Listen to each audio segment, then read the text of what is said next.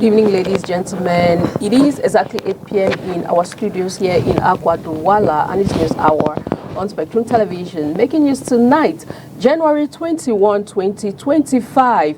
In Yaoundé, the Minister of Economy and Planning has emphasized on the importance of public-private partnerships in driving AFD-supported development projects. The goal: attract investors to transform infrastructure and boost Cameroon's economy.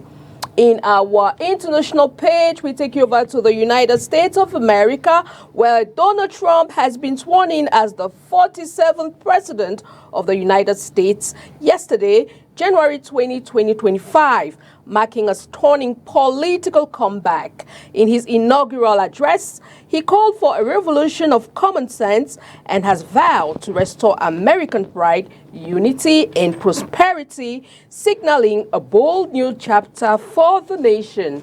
The story is in full and more will be yours right ahead. Welcome, ladies, gentlemen. You're watching the 8 p.m. Balinga Primetime Newscast on your TV, Spectrum Television. And we'll dive straight into the full stories on tonight's edition. And it is in the French language with Leila Renganzu. Bonsoir, Leila. Bonsoir à vous, Christelle Sec. Mesdames, bonsoir. Monsieur, bonsoir. Et merci d'être avec nous. Il est 20h sur les antennes de Spectrum Télévision. C'est le journal. Palais des Congrès de Yaoundé, le mouvement pour la renaissance du Cameroun n'obtient pas de réponse au fond de sa requête formulée contre le directeur général des élections, Éric Essouzé. Le Conseil constitutionnel saisi se déclare incompétent pour juger de l'affaire. Au terme de l'audience de ce 21 décembre 2025, le juge de la régularité de l'élection présidentielle, des élections parlementaires et des consultations référendaires n'a pas donné une suite favorable à la demande du parti politique. Il n'oblige donc pas le directeur général des élections au Cameroun à publier la liste électorale nationale telle que demandée par le parti de Maurice Kamto. 2 heures de débat et 1h30 de délibéré, le Conseil constitutionnel se déclare incompétent pour statuer sur la requête tendant à constater la non-publication de la liste électorale nationale par le directeur général de l'ECAM. Les conclusions du Conseil rapportées par Adolphe Minkwaché, se référant aux missions du Conseil constitutionnel, font savoir que la haute juridiction n'est pas qualifiée pour se prononcer sur le processus électoral avant la convocation du corps électoral. On se souvient que le mouvement pour la renaissance du Cameroun avait saisi le Conseil constitutionnel car accusant Elections Cameroun d'avoir violé l'article 80 du Code électoral.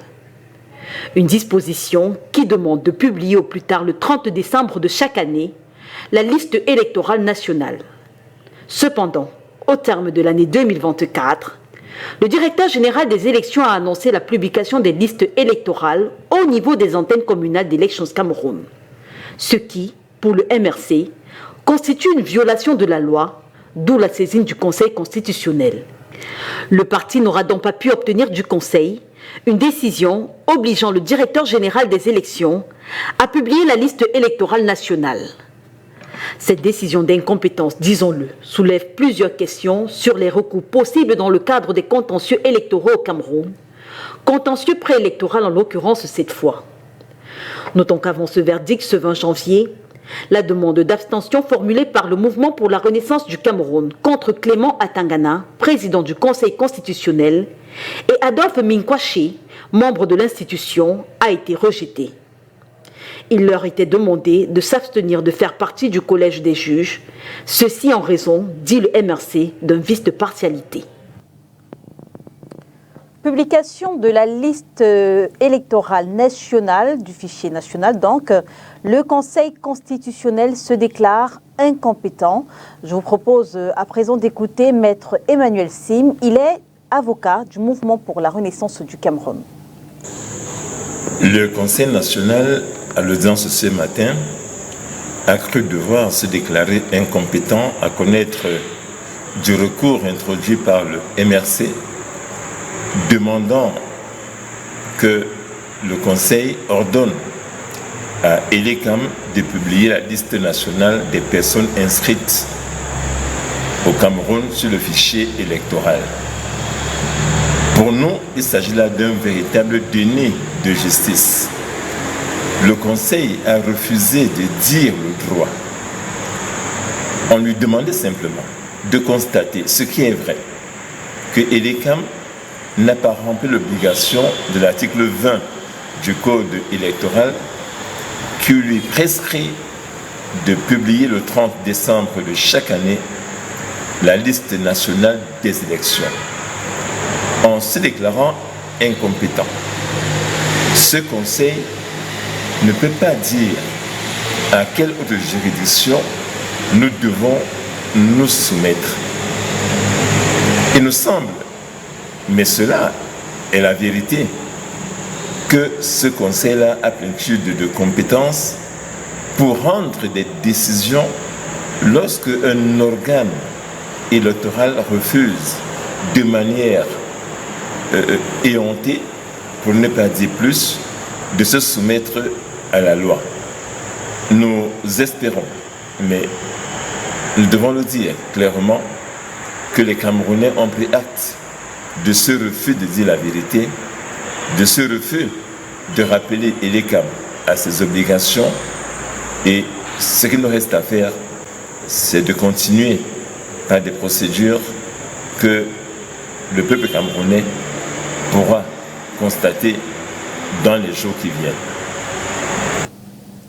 Promotion du partenariat public-privé. Plusieurs projets de développement bénéficient d'un appui de l'Agence française de développement. C'est du moins ce qu'il faut retenir des ateliers ouverts ce jour à Yaoundé par le ministre de l'Économie, de la Planification et de l'Aménagement du territoire. L'enjeu pour le pays est de dénicher des investisseurs pour accompagner la réalisation des projets bénéficiaires. Olivier Bouzique. Présenter et capitaliser sur les résultats des études de préfaisabilité pour la révalorisation touristique du lac municipal et d'aménagement de la vallée de la Mingoa à Yaoundé et l'étude de la zone logistique de Ngoumou. Tel est l'objectif principal de ces ateliers ouverts ce 21 janvier à Yaoundé. Il s'agit d'une démarche co-construite avec les bénéficiaires et les partenaires qui ont été associés à cette sélection de projets. Donc il faut dire que dans les multicritères qui ont été pris en compte, c'était justement pour évaluer la maturité, en tout cas le potentiel qu'ont les projets. Donc à l'issue de cette sélection, juste pour rappel, on avait une quarantaine de projets, 22 ont été retenus sur la liste et la facilité avec vocation d'accompagner 2 projets. Donc les 2 premiers, donc le projet du lac municipal et l'aménagement de la vallée de Mingoa et la zone logistique Ngoumou, donc ont été les 2 projets qui ont fait l'objet donc de la préfaisabilité, dont les conclusions sont présentées aujourd'hui, avec l'objectif justement de pouvoir passer rapidement à l'étape de la faisabilité et in fine justement rentrer dans la phase transactionnelle et faire ce qu'on appelle l'appel pour les marchés. En clair, ces travaux permettront à l'État du Cameroun de capitaliser et d'attirer plus d'investisseurs privés dans le but de réaliser des projets ou à fournir des services difficiles à financer ou à gérer uniquement par le secteur public. Mais le plus important, c'est que avec cette phase, nous allons donc enclencher les négociations pour un partenaire pour l'exploitation du lac. C'est pour cela qu'on parle de partenariat public-privé dans le cadre de ces projets. Il faut noter que ces échanges s'inscrivent dans le cadre de la mise en œuvre du programme d'assistance technique de la facilité multi-pays pour l'appui au développement des partenariats publics-privés engagés depuis avril 2023. And still in line with this partnership, according to the French Development Agency Deputy Director, this partnership strengthens local capacities, attracts investments, and delivers tangible benefits to communities. I now invite you to listen to the Deputy Director. Today we have 2 days of discussion just to show and present to all the stakeholders the conclusion of the pre-feasibility studies regarding the 2 projects that have been selected. The first one is the municipal lake that we all know in Yaoundé, and the second one is the logistic hub in Ngoumou. So we are at the stage of the pre-feasibility, and we hope that these two projects will go further on the next step on feasibility studies, and hopefully the final stage, which will be the transaction stage regarding these two projects. But it's not only about the two projects. We have 22 projects that have been selected on the first step. So it remains 20 projects, and we hope to have any stakeholders and many parties interested to finance and accompany these transactions to be with us, to come along with us regarding the feasibility studies and finally, hopefully, the financing. So that's it. Et le partenariat entre l'Union européenne et le Cameroun sur les forêts une audience au ministère des Forêts et de la Faune. C'était ce 20 janvier 2025. Les concertations portent sur la reprise des accords commerciaux sur les forêts arrêtés en octobre 2024 par l'institution européenne. Inès Panga. Au début du mois d'octobre 2024, l'Union européenne a officiellement annoncé au gouvernement du Cameroun la fin de ses accords commerciaux sur les forêts appelés Accords de partenariat volontaire APF sur l'application des réglementations forestières, la gouvernance et les échanges commerciaux FLEC. La raison alors évoquée, le progrès jugé insuffisant dans la mise en œuvre de cet accord. Lors d'une audience ce 20 janvier 2025 à Yaoundé, l'Union européenne souhaite poursuivre les concertations avec le gouvernement camerounais.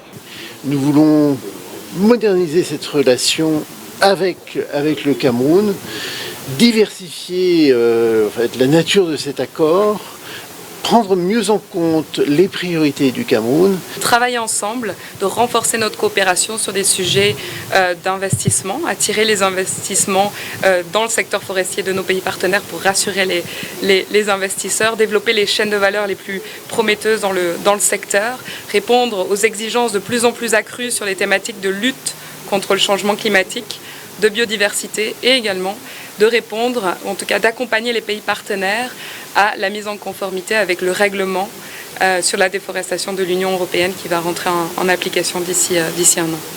Et le Cameroun souhaite avoir plus de temps pour consulter les différentes parties prenantes.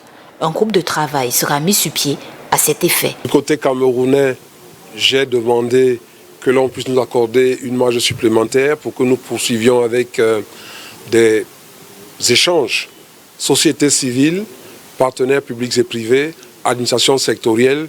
Nous sommes dans ce mode de façon à donner le maximum d'éléments de compréhension et de langage au MIREX, mais également à la très haute hiérarchie.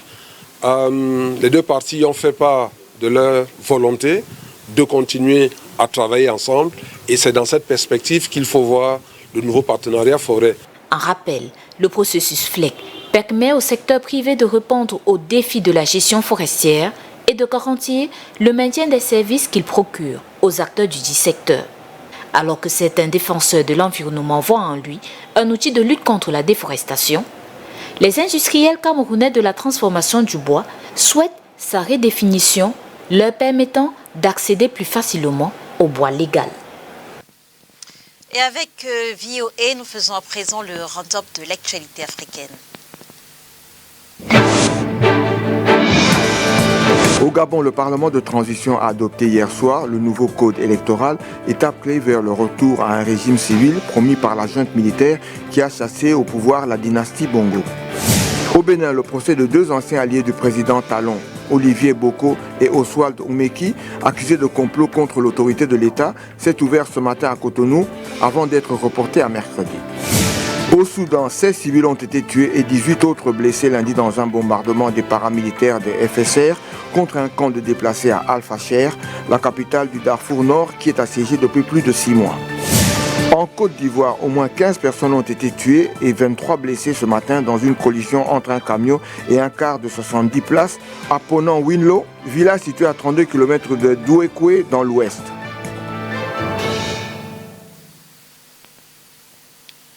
And still on our international page, we now take you over to the United States of America, where Donald Trump has been sworn in as the 47th president of the United States yesterday, January 20, 2025, marking a stunning political comeback.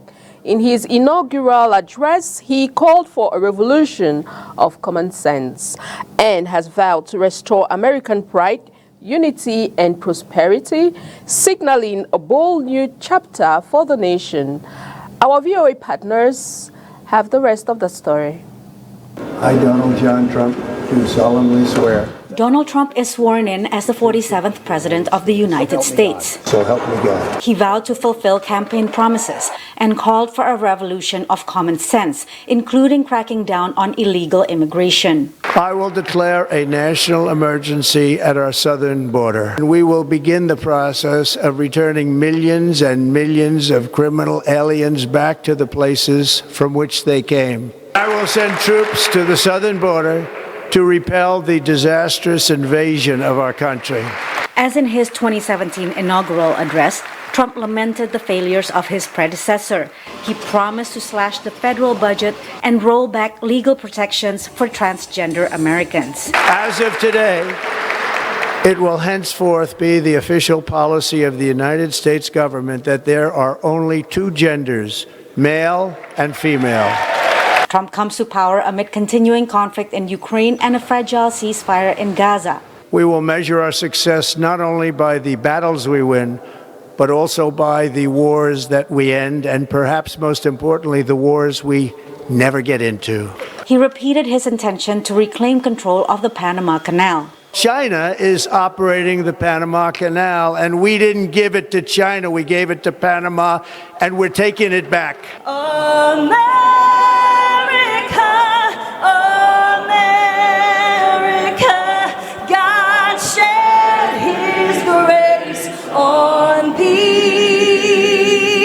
All living presidents attended the inauguration, along with foreign dignitaries from Argentina, China, and Italy, as well as tech billionaires and Trump donors Jeff Bezos, Elon Musk, and Mark Zuckerberg. The inauguration ceremony was moved inside the Capitol due to weather. Not all of Trump's supporters were able to watch from the Capital One Arena, a nearby indoor stadium. They have high expectations. Freedom back in our country, safety back in our country, closed borders, and peace through strength in the world. Earlier on Monday, outgoing President Joe Biden hosted Trump for a morning tea at the White House, despite the harsh words the two men have traded. It's one of many transfer of power traditions. Trump did not participate in any during Biden's 2021 inauguration. Trump has warned of retribution, and minutes before leaving office, Biden pardoned key figures in his administration and family members. Biden has called Trump a threat to democracy. On January 6, 2021, Trump supporters swarmed the Capitol to overturn Biden's 2020 victory. Trump has pledged to pardon some of those convicted. Never again will the immense power of the state be weaponized to persecute political opponents. Also following tradition, Trump and his Vice President J.D. Vance attended a luncheon with members of Congress. He is entering office with his Republican Party holding the majority in both the Senate and the House of Representatives. Patsy Widakuswara, VOA News, Washington.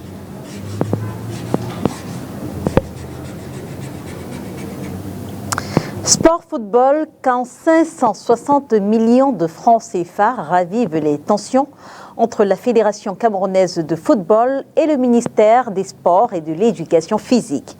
Le gouvernement de la République du Cameroun vient en effet de décider de la mise à disposition d'une subvention de 560 millions de francs CFA, appui de l'État du Cameroun au paiement des salaires des joueurs engagés dans les championnats locaux MTN Elite 1 et MTN Elite 2.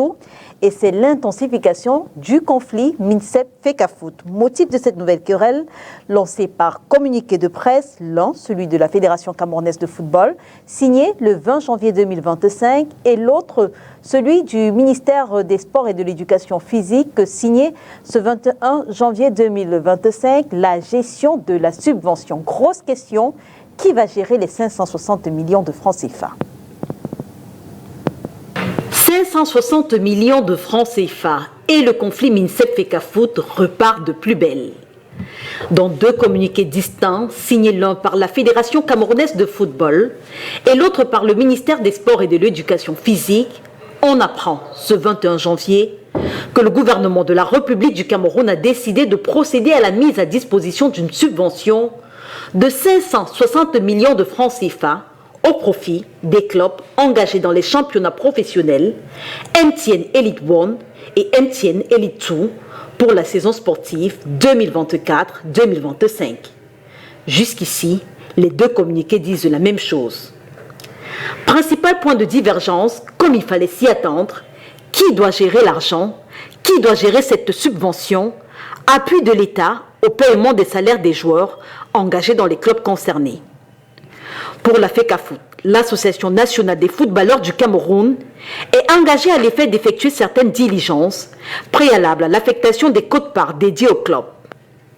Il s'agit de la vérification des effectifs des joueurs professionnels au sein des clubs, du recueil des justificatifs de paiement des salaires des joueurs et de la transmission à la FECAFOOT des justificatifs y afférents pour mise à disposition des subventions aux clubs concernés.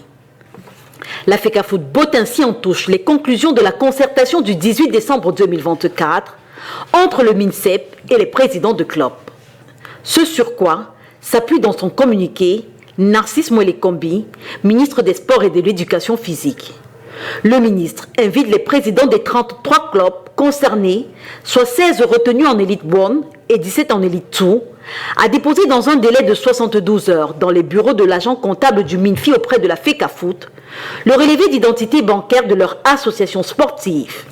Ce dernier calculera et déterminera les montants des allocations à verser équitablement au club avec une quote-part de 2/3 réservée à ceux de Elite 1 et 1/3 à ceux d'Elite 2.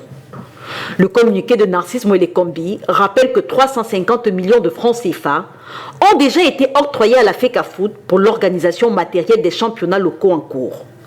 Question: qui va donc gérer les 560 millions de francs CFA? La Fédération camerounaise de football ou l'agent comptable du MINFI auprès de la FECAFOOT, comme le voudrait le MINSEP? Convergence. Les deux communiqués signés le 20 janvier par le secrétaire général de la FECAFOOT et le 21 janvier par Narcisse Mwele-Kombi, le MINSEP, expriment une profonde gratitude à Monsieur le Président de la République, son Excellence Paul Biya. Merci au Président. C'est donc une affaire que nous continuerons de suivre pour vous. Rideau sur le 20h, mesdames et messieurs. Merci de nous avoir suivis. On se retrouve dès demain 20h sur les antennes de Spectrum Télévision. Si, bien sûr, Dieu le veut. Bonsoir. Bonsoir à vous, Christelle Asek. Good night to you, Leila Renkansu. Good night to our viewers. Thanks for watching. We do appreciate your time with us. Tune in again tomorrow for more news and fresh updates on Spectrum Television. Good night.